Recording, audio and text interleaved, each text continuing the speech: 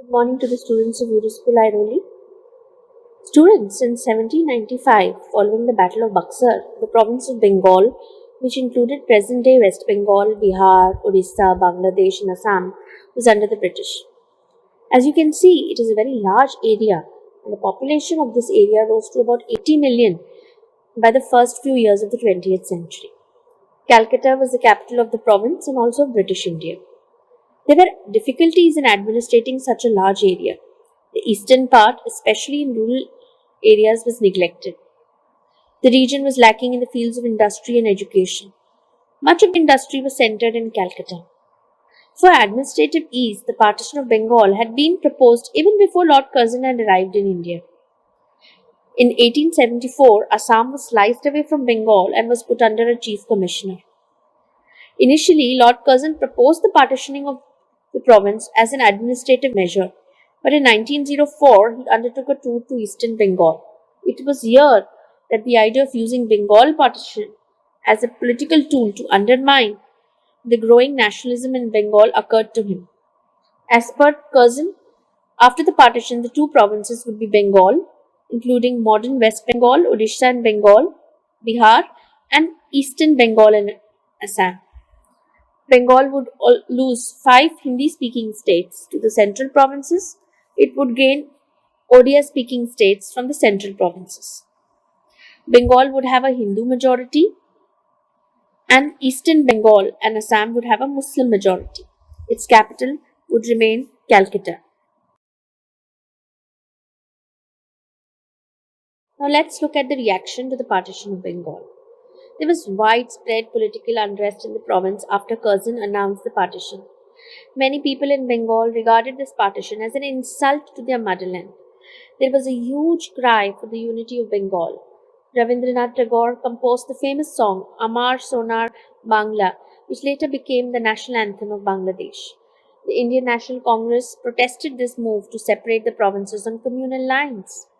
Most of the Bengalis in the western part protested against the step, as this would make them a linguistic minority in their own province.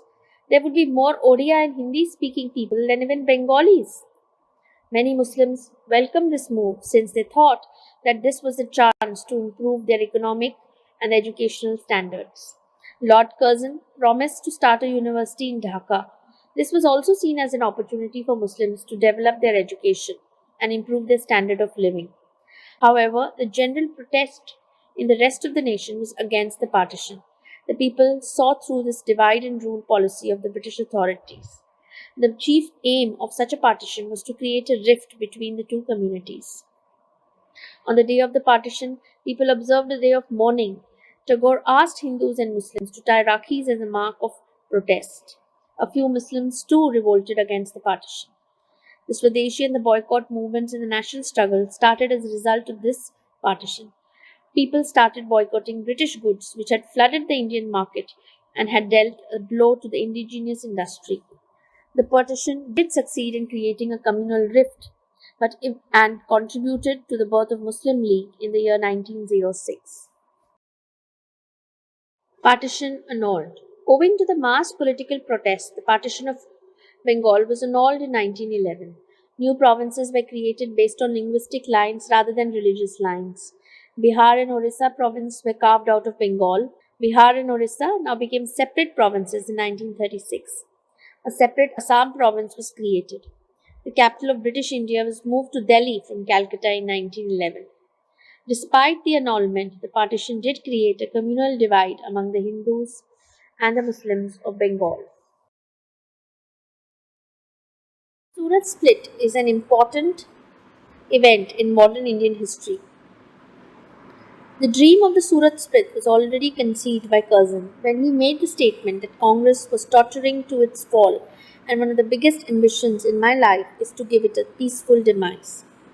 The Surat split was a big jolt to the Indian National Congress. In fact, the difference between the moderates and the extremists presented an opportunity to the British. The moderates were quite reluctant to participate in the demand for Swaraj. The Arya Samaji notion of Swaraj and Swadeshi was the hallmark of the program of the extremists. In the initial days, there were many Congress leaders who opposed the notion of Swaraj. the demand for Swaraj, and the extremist politics. But in the beginning of the 20th century, some of the veteran Congress leaders like Dadabhai Naoroji and Gopal Krishna Gokhale had the word Swaraj in their minds. In 1905, in the Banaras session of the Indian National Congress, Gokhale was the president, and for the first time, he had a discussion over Swaraj.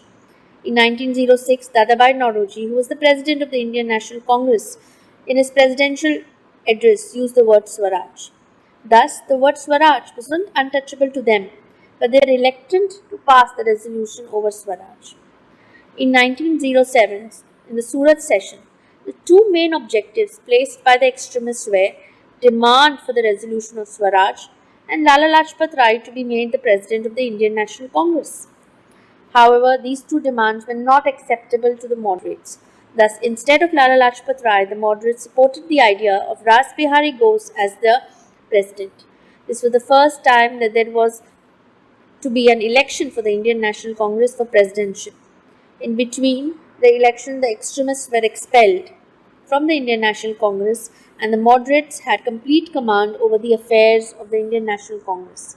Raj Bihari Bose became the president of the Surat session. The Surat split was a victory of the British policy of divide and rule, and after a long time, the British believed that they were in control of the affairs of the moderates over the Indian National Congress. In 1909, separate electorates were granted to the Muslims during a time when Congress was at its lowest ebb. The most crucial and wise elements were not a part of the Congress. Thus, the British had taken absolute advantage of the Indian National Congress. However, there were some reservations over the split of the Indian National Congress at Surat. This was because the extremists did not form a separate organization at first. They remained merely indifferent to the activities of the Congress. But when they were expelled, the British government was looking for an opportunity to settle scores with the extremists. Bal Gangadhar Tilak was imprisoned for 6 years on the pretext of an offence to preach nationalism.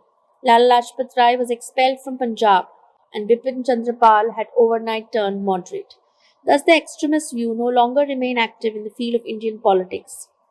This again encouraged the British to pursue the aggressive policy of divide and rule. Thus, the Surat split need not be called a split, as the extremists merely remained indifferent to the Indian National Congress and did not form a separate organization.